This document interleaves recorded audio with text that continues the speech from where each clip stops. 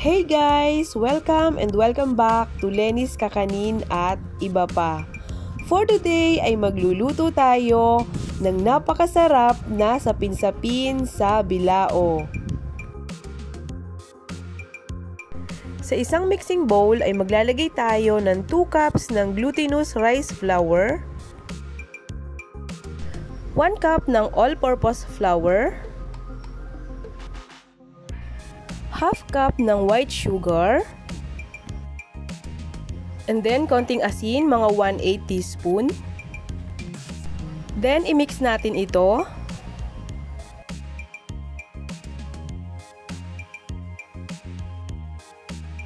Then ilagay natin itong 2.5 cups ng coconut milk. So bali ito ay 2 cups ng purong gata and half cup ng pangalawang gata ng nyog. And then, i-mix natin ito.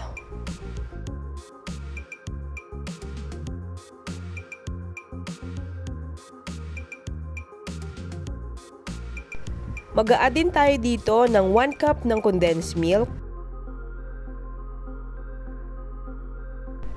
I-mix ulit natin ito hanggang mag-well combined na ang ating mga sangkap.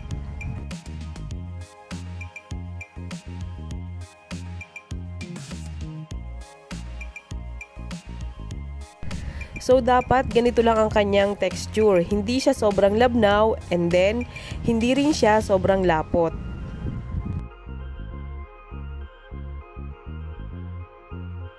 Ngayon ay sasalain naman natin ito para mawala yung kanyang mga buo-buo.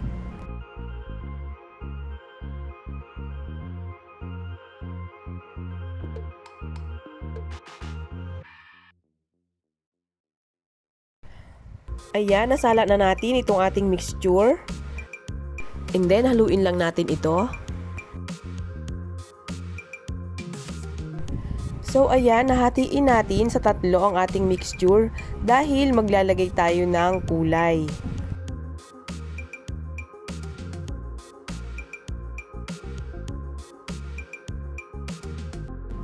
So, yan, bali 1 3/4 cups ang laman bawat isa. Maglalagay tayo dito ng 1 teaspoon ng ubi food color. Tapos, haluin lang natin ito.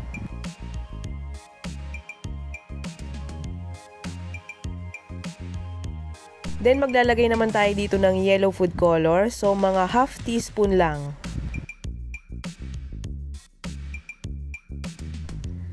Tapos, i-mix ulit natin ito.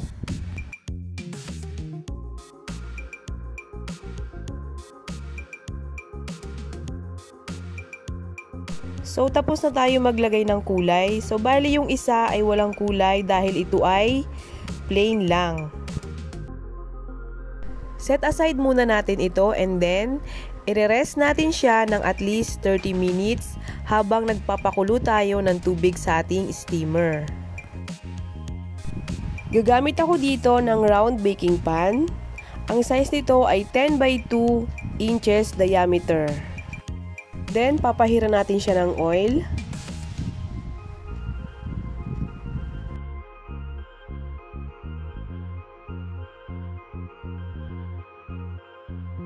Pagkatapos, ay naglagay lang ako dito ng parchment paper para mamaya ay madali nating matanggal ang ating sapin-sapin. Then, i-brush lang natin yan ng oil.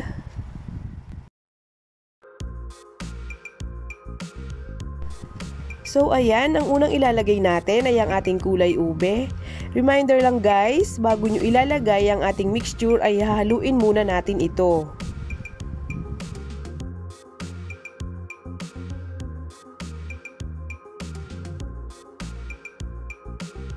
Isasalang na natin to dahil kumukulo na ang ating tubig.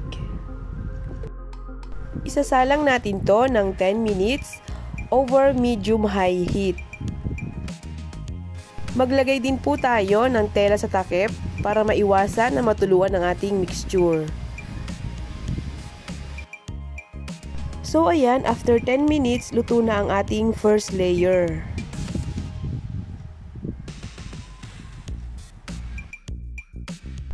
Next nating ilalagay ay itong plain lang. So hahaluin muna natin ito bago natin ilalagay. Ayan, nailagay na natin ang ating second layer. Lulutuin natin siya ng another 10 minutes.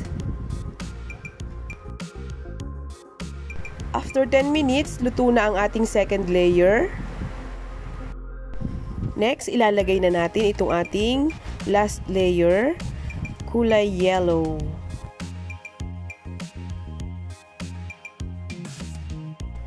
Ayan, so bali isasalang naman natin to ng 15 minutes.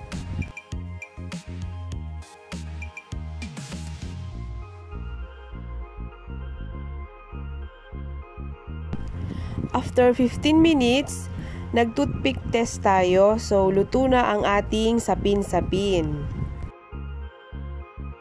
Ayan, papalamigin muna natin ito bago natin tatanggalin sa ating baking pan. Next ay magluluto tayo ng ating toppings. So, ito ay budbod. Ito yung pinakasapal ng ating gata. Bali, ito ay 1 cup. So, hahaluin lang natin yan hanggang sa mag-brown siya.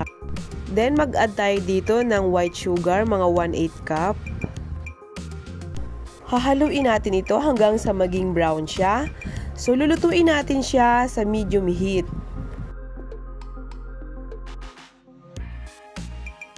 So, ayan guys, ganitong kulay ang dapat nating ma-achieve.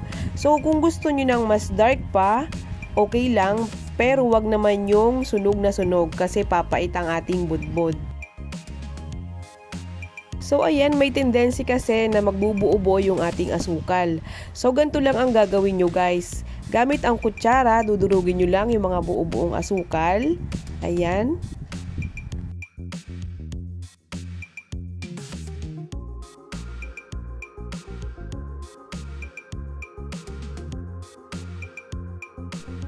Ayan, luto na ang ating budbod. So, papatayin na natin ang ating apoy.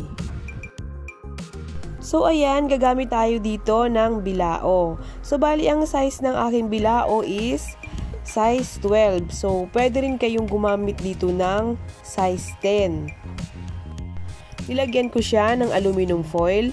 And then, nagbrush lang ako ng oil para hindi dumikit ang ating sapin-sapin. Pwede rin kayong gumamit dito guys ng dahon ng saging.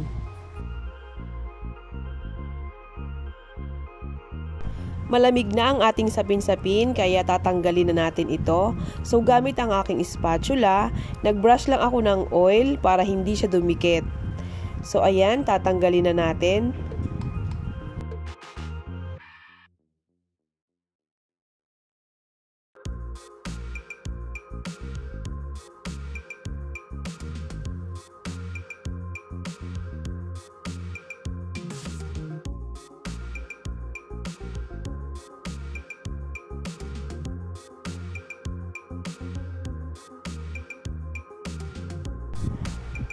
So ayan, napakadali niyang tanggalin guys. Hindi na sumama yung ating parchment paper. Kaya mas maganda talaga kung maglalagay tayo ng parchment paper para mas mabilis natin siyang tanggalin. Pwede rin naman ang dahon ng saging kung wala kayong parchment paper. So ayan, ito na ang ating sapin-sapin sa bilao. Kung gusto nyo guys ng makintab ang ibabaw ng ating sapin-sapin, pwede kayong mag-brush ng oil. Ayan, hihiwain na natin ang ating sapin-sapin.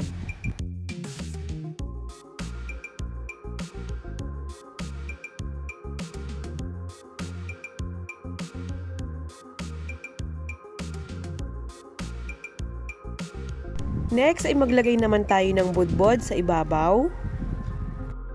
Kung ayaw nyo naman ng budbod, pwede kayong maglagay dito ng latik or cheese.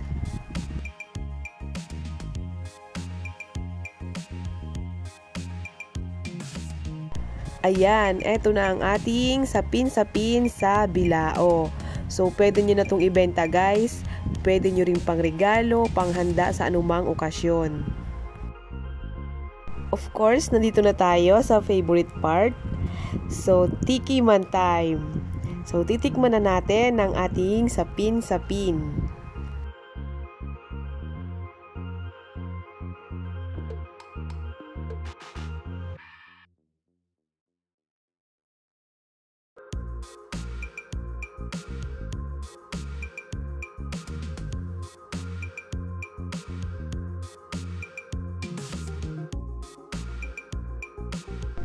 So, ayan guys, kung nakikita nyo, talaga namang natatakam na akong tikman. Ayan, gusto ko maraming budbod, kaya maglagay tayo.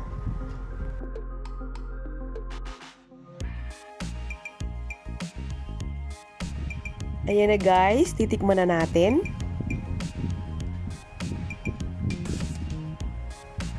Kain po tayo.